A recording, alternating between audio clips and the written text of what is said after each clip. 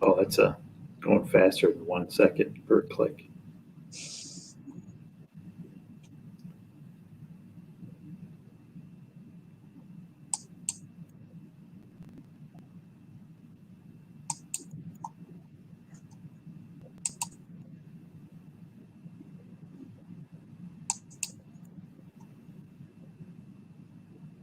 Okay, here we are, the first TCNewTech Fiberside chat, not a fireside chat.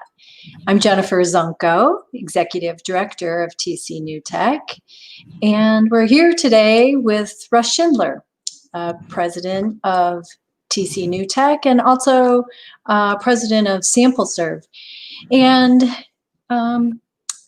fiber optic internet has been an initiative behind TCNewTech and something they're very passionate, that our organization is very passionate about.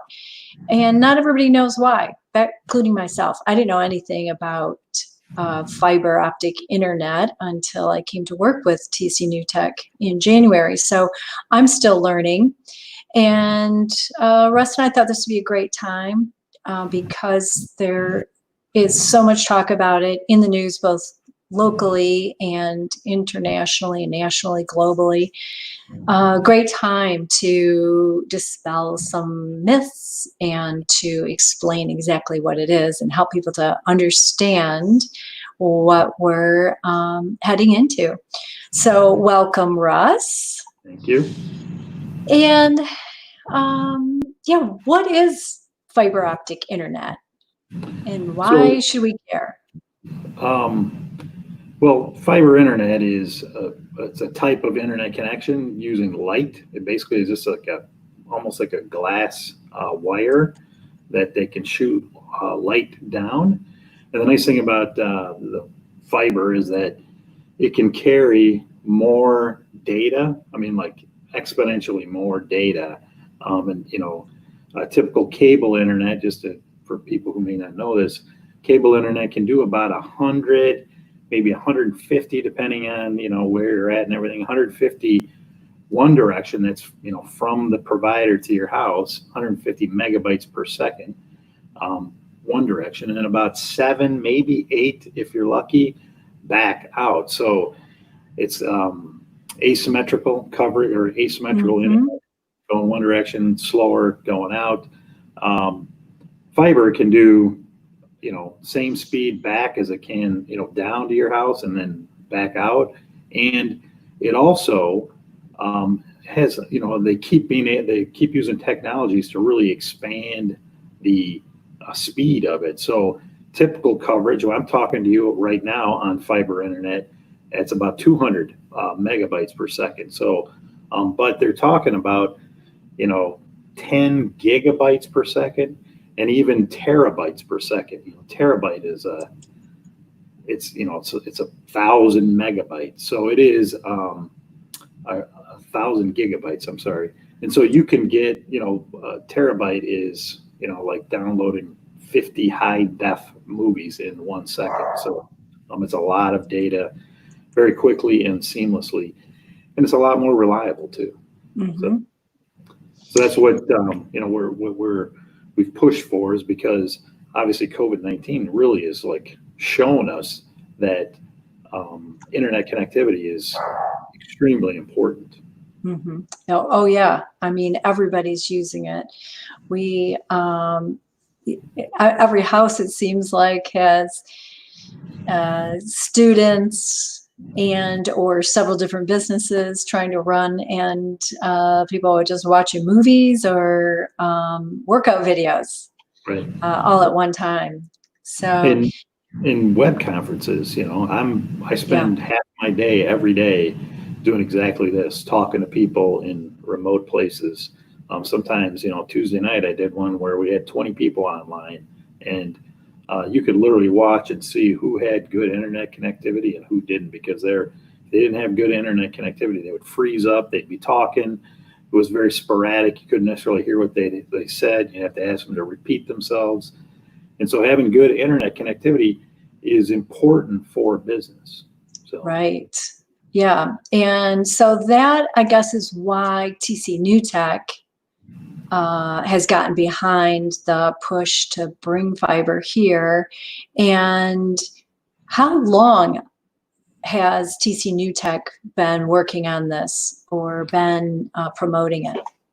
So TCNewTech started just a little over 5 years ago, and it was shortly after we started. Somebody had brought to my attention that Traverse City Light and Power already had a fiber optic backbone in Traverse City, and they put this fiber optic backbone in so that their substations could talk to each other, and they could, if you get a short or something at a substation, you need to be able to trip a breaker quick. And so they needed really fast connectivity to be able to turn things off and on. Well, they had this backbone, and I saw some document, I don't remember who showed it to me, but where they talked about a plan to maybe build fiber to the home off of that backbone that they already had in place. And I thought, that's a great idea, because I was working from home myself, and again, trying to do these web conferences using cable internet. And it worked okay if it was just one person, but as I had other employees, working from my house as well, we couldn't be on the internet at the same time. We couldn't do simultaneous web conferences at the same time, and it was affecting my business. And so it wasn't just me, but I knew other people, because of TCNewTech, we're talking to other companies, and everybody was, from a business perspective, we're like, hey, I need better internet in order to do work. One of the things, if you go back 20 years ago and look at the, Fortune 10 companies, the top 10 biggest companies in the world 20 years ago, none of them were internet-based. If you look at it now, 8 out of the 10 are internet-based companies. Amazon, Google, Facebook, these are all huge companies now, and they're all based on using internet. And that trend is going to continue. I wouldn't doubt it if 20 out of the top 20 companies in 10 years are internet-based companies. So it's important. And so we picked up that challenge, kind of organized our people, and then we started lobbying Traverse City Light and Power and the City Commission to have Traverse City Light and Power become a internet utility as well as a electric utility. And it makes sense because they already own all the right of way to each home, in Traverse City, right? So they already own the poles, they own the underground conduits, and so they're perfectly suited to take over that operation. And so that's why we kind of jumped on board, and it took us, probably a year and a half of lobbying. We finally got them to pass a resolution, and they're, as we speak, doing the construction. And as I understand, very close to, starting to connect their first customers. Well, that's great. I know. How many different companies have?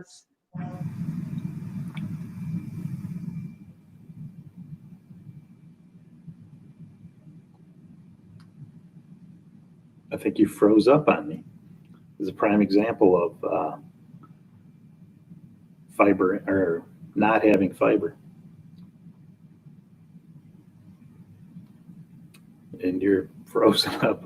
I don't know if you can see me, Jennifer, but you're frozen. Anyway, so I think you're going to ask me how many companies are in town, and so I'll answer that question, and hopefully your connectivity will get better. One of the things about internet is about the end of the day, right around 9, right around 5 o'clock, internet traffic peaks, and things like this happen. So, but there are several companies in town. Obviously, Charter, they do have some fiber internet throughout town. Mostly they go to big businesses. Traverse City Light and Power obviously is going to be one of them. And then Michigan Broadband is another company that I know does fiber internet in town. And as a matter of fact, they're the provider right now for my connectivity.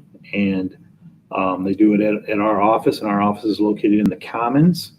And so they have fiber all up and down the Commons. And then throughout this neighborhood where the commons are at. And then they also, I am also a customer at my house. So I have a slower connectivity there. It's only 100 by 100, which is still plenty fast enough for, my home use. When I work from home now, it's just me. So the 100 by 100 is plenty for my, just my single use.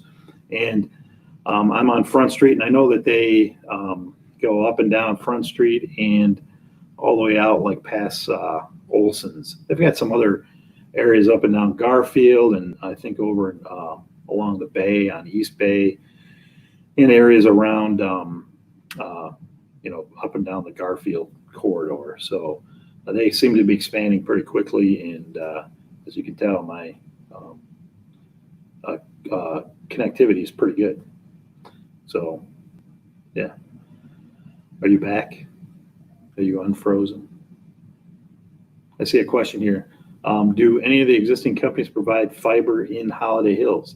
Right now, there is no fiber in Holiday Hills, but I'm not sure where the Traverse City Light and Power connectivity ends out that direction. I don't think you're in the city limits out there. So Traverse City Light and Power footprint is about the same as the city limit footprint. I know that there's some areas it's not exactly the same, but it's close to it. So they don't go out that direction, and they're not planning on it. Now, I know that they are in talks with like Cherryland Electric to possibly, with the fiber, encroach on Cherryland's territory with fiber, not electricity, but just with fiber.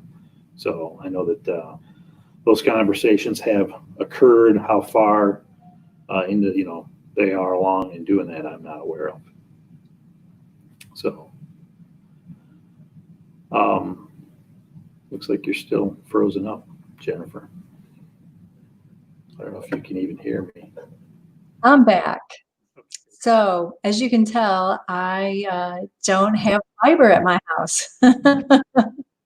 When are we going to get out on the Old Mission Peninsula? That's all I want to know. Right. Is that where you're at? Old Mission? Yeah. And so, yeah. And this is even on Wi-Fi.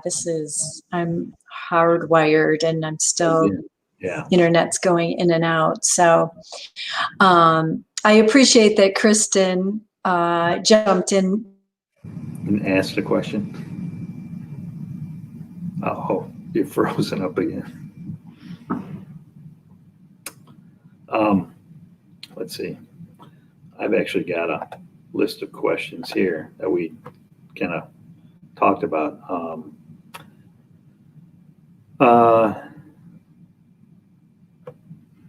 And so I guess one of the questions here is like, I'm not completely happy with the state of Traverse City Light and Power plan. I'm ecstatic that they're actually doing fiber. Couldn't be happier. Well, I could be happier. Well, the exact business model that they have, I'm not really happy with. There are other cities where the Traverse City, where the electric utility in those cities build the network and they maintain the actual infrastructure, but then they open up the network so you can have competing ISPs, internet service providers, actually be the ones who actually, do the data transmission on your behalf across the city-owned fiber network. And in those cities, if you're not happy with your ISP, you can actually just switch companies. So, with Traverse City Light and Power being the only ISP and also, building the infrastructure, it's like if you're not happy with them, your only alternative is to go back to cable or dial-up or DSL.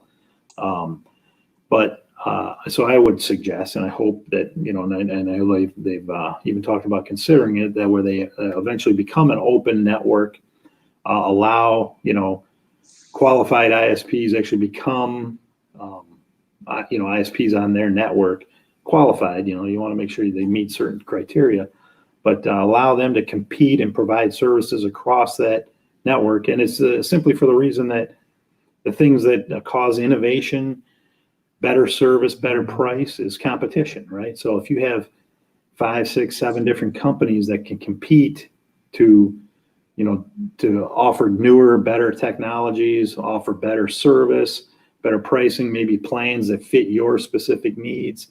Those are the kind of things that are going to make the network better and faster and serve more customers in the long run. So, I don't know if anyone at Traverse City Light and Power is watching this or watch any of the reruns. I would encourage you to keep considering doing that, and then do that. And the other thing about their plan that's a little weird is that they're doing it in phases. They haven't just decided just do the whole city. And so they're starting in the central neighborhood. Central neighborhood is one of the richer neighborhoods in town. And not that I, have anything against rich people, but if they stop doing it after they do central neighborhood, they're like, hey, we're going to try it out here, and if it doesn't pay off, then we're going to stop. Well, there's this class warfare thing that could be perceived out of that thing, and so I would have rather seen them just commit to the whole city and build the whole thing out. If COVID-19 has told us anything, is that people are going to be picking things up. So I see very little risk in just doing the whole city at one time. Mm-hmm. And especially if you go to an open network. So in an open network too, with a closed network where they're the only one who can provide the fiber on their network, they actually are competing head to head with the companies like Charter, Michigan Broadband. And so, they're going to keep their price low and, have to drive Traverse City Light and Power to put their price low, and it could be a problem, right? Charter can practically give away their stuff. They're such a big company that they could almost drive Traverse City Light and Power out of business. Well, if you just say, hey, everyone can jump on our network, and you compete in there, and they just charge a fee no matter what the competition is charging or what the users of the fiber network are charging, to say, hey, we're going to charge you $10 per customer that you have. It's a level playing field, and the competitors compete on a level playing field. And Traverse City Light and Power turns competitors into partners. So to me, that's just a better business model, and it actually ensures the survivability of the network versus putting it at risk. So I like the idea of getting our public utilities to lay the groundwork. And is that happening anywhere in Michigan that you know of? Where this that type of open network is occurring? Or where a public utility is so it's laying in, it out. In Holland, Michigan, and there's another little town down by Bay City. I can't think of it. It's a little town outside of Bay City. And there's more and more utilities that are considering this. As a matter of fact, I wrote a kind of an op-ed back in the fall that talks about, and I'll post it again online, talks about a plan to have the entire state become every electric utility in the state become a fiber optic internet utility. And I think we can do it. It has to be an open network, but I think it can be done. And I think it can be done at a reasonable cost. There's some cost savings when you scale things up. So I think that an open network for the entire state, and I'm talking everybody that has electricity, would have fiber optic internet as well. I know when you wrote about this before, you talked about the internet being a necessity or an essential service. And this is back last fall. Yeah. And now it really, it's proven. Yeah, it's essentialness. Back when electricity was, first came out and first invented, there were communities that didn't have electricity. I mean, it's hard for us to believe that now, or to recognize that, life before electricity. But they passed a law back in the early 1900s called the Rural Electrification Act. And it literally mandated that electric companies provide electricity to everywhere. Mm-hmm. So, and it costs a lot of money. And, if somebody lives way out in the middle of nowhere in the UP, well, they probably have electricity. And so there's a path already made to hang fiber all the way to that. And I'm not saying that they're the first ones connected, but but there's a way it can be done. Because here's the thing. Our little towns in Michigan, the Kalkaskas, the Buckleys, even the towns over up in the UP and further across the northern Michigan, they're dying. I mean, people are not, they can't locate there. One of the more and more, the decision on where you're going to live is based on whether or not you have an internet connectivity and whether it's good enough. And so a lot of these towns don't even have cable. And so if we want to save our little towns, we have to provide internet connectivity. And it's got to be done not in piecemeal, and it can't just be who's got political favor or not. It's got to be just done fairly and equitably, and everybody. And there's a way to do that, I think, that does that, and it makes it so that it actually pays for itself over time. It's not going to pay for itself on the day one, but over time we can make it pay for itself. And I think it then puts Michigan in a unique position to be competitive with, East Coast and West Coast technology companies. I mean, tech companies will want to move to Michigan because they can locate in these little towns and still have connectivity and do the business that they need to do. So internet connectivity everywhere, I think, is going to be important going forward. The country of England has actually done this. They got a 20-year plan to do this. I think we could probably shorten it, but the country of England has a internet connectivity act where they're going to provide internet connectivity to everyone who has electricity. So. What about and you? I don't know if you know about this or not. I'm wondering if we had fiber optic. There are a lot of places around this northern part of the state, especially, that don't have cell service, cell coverage, and everyone uses a cell phone at home now. Yeah. Could we'd be able to access some kind of voice over internet protocol phones? Yeah, so for those areas too. Yeah, you can connect. If you've got Wi-Fi, you can do VoIP calling. Right. The other part of that is they talk about 5G. Well, 5G has to be connected to fiber, right? So if you don't have fiber in your area, you're not going to even have 5G. 5G is good for like 1,000 yards. And so the antenna's got to be very frequently spaced, and they all have to be connected with fiber. 5G is a good plan, for connecting mobile devices and even connecting, desktops and laptops. But there's got to be fiber feeding that 5G antenna. So 5G without fiber is not going to work. The other thing is, if we're going to a point where we have driverless cars.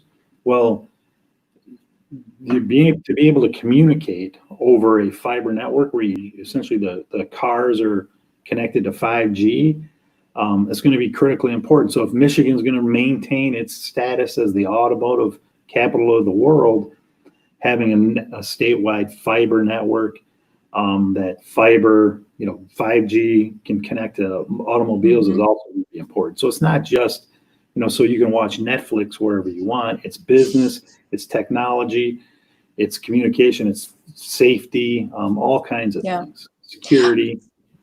I understand the whole 5G concept because I needed a new phone this week, and AT&T has a special that the new Samsung phone you can get for free, but it runs on 5G, and which you still can use it on 4G, but we don't have 5G. I figured that out, and we can't get it. So it was timely that I ran into that whole issue this week. And you won't have to until there's fiber, that they can connect the antennas to. Yeah, Niccolo Di Valenti, I think, hopefully I said that, got close on that name, used to work with Ameritech and Sprint out of Grand Rapids for virtual private networking over DSL fiber and regular copper since the year 2000. And this whole issue has always been a problem, is what he's saying, throughout Michigan. And he also says 5G requires line of sight, and Michigan has trees, buildings, etc., which means the range on it already highly limited to a very short direct line of sight. Yeah. It's not a great solution. That's Right. interesting. It doesn't penetrate buildings very well. Yeah. You know, if you got a line of sight, it's still about 1,000 yards, I think. So it's not, you know, and then the more obstacles in the way, the less distance it'll go. Right. So the more connectivity points you would need. Correct. Yeah. And 5G is still limited, and there's a couple of problems with 5G. Security is one of them, right? So your signal doesn't just go from your phone straight to the 5G antenna. It goes 360 degrees. Right. To be intercepted. There's all kinds of encryption that can be done, but still there is some vulnerabilities there. It is not nearly as vulnerable as your fiber connection, right? They have to physically tap into that line in order to hack you or to get your information. Plus, 5G is still limited in speed, right? They're talking terabyte per second capability and beyond on fiber. Stuff that, you know, we can't even consume yet. It can still be capable. Fiber will be still utilized 20 years from now. 5G probably won't be fast enough 20 years from now. Mm-hmm. So I know we've heard a little bit about your idea, your plan. I guess we just have to keep the discussion going and keep it alive, and maybe the powers that be will hear this broadcast and we can get their attention somehow too. Yeah, we need some of our state legislatures to start sponsoring bills and, you know, start talking about making this happen, in not just in Traverse City, but in other communities around the area. You know, I grew up in a little town in downstate, and it is practically a ghost town right now. And I know it won't come back because people just won't live there. They don't even have cable internet there. So, you know, it's going to take that kind of connectivity so that it doesn't matter where you live. Because I think a lot of people would rather live in a small town, you know, just as a better place to raise a family. And so if we're going to get back to that kind of community, we got to have connectivity. Yeah. And I think TCNewTech has, this is on our docket. This is a priority for us. We have a committee that talks about this every month. And so I think it's great that we're going to start doing these Fiberside chats, and so that more people can be involved in the discussion and help us all get to that point. So it'll be interesting. I remember the day I came home from a conference in Chicago and said to my husband, okay, there's this thing coming out called the internet. And you won't believe how this works. It's really hard to explain and hard to believe. I must have been about 5 years old when that happened, right? Exactly. But yeah, here we are. So I would encourage other entities, you know, if we can get somebody from Traverse City Light and Power to come on here and talk, Michigan Broadband, AT&T, Charter Communications. We'd love to hear all perspectives and plans and ideas to make some, you know, internet connectivity more widely available, lower cost, faster, better. You know, so Jennifer doesn't freeze up in the middle of asking questions. You know, so we're going to do this once a month, and would love to, you know, have more people. Yeah, join the conversation. I will definitely reach out to them, and so we can expand the discussion and hear all sides and find out ways that we can work together to make this happen. And our end goal is to bring higher paying jobs to Traverse City. And how do we do that? We have to become a technology hub of the Midwest. Yep. So right now, there's no such thing as a low paying tech job. So yeah. Unless you're a founder of a tech company. Then. Yeah, or executive director of a nonprofit. No. There might be a few out there.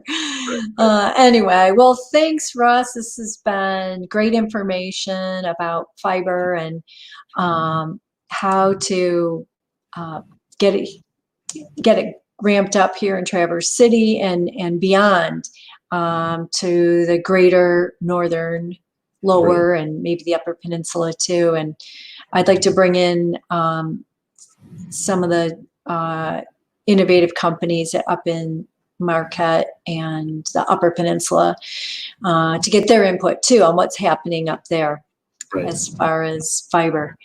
Yeah. And our main sponsor of our pitch event, Michigan Broadband Service, I know they have fiber in a limited area. So we will definitely have to get them on for a conversation. And I hope everybody can join us on Tuesday, July 7th, 6 o'clock for our pitch event. Yeah, we've got 4 really great pitches. Yeah, I saw the agenda. It looks like some good pitches. Yeah, it's pretty exciting. Okay, well, thanks a lot, Russ, and you have a great weekend, great 4th of July, and thanks for all that you're doing to bring this to Traverse City. Well, you're doing a great job, and I appreciate your putting this together. So, thank you. Okay, we'll see you next month. bye now.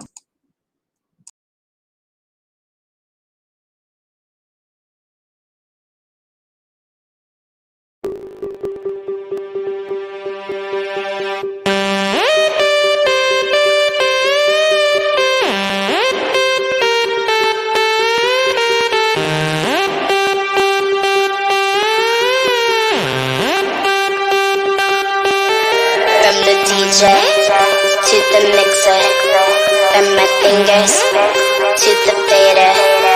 Raise your hands up to the speakers. You are here to entertain us. From the DJ to the mixer, from my fingers to the fader. Raise your hands up to the speakers, because this is for the ragers. From the DJ to the mixer, from my fingers to the fader. Raise your hands up to the speakers. You are here to entertain us.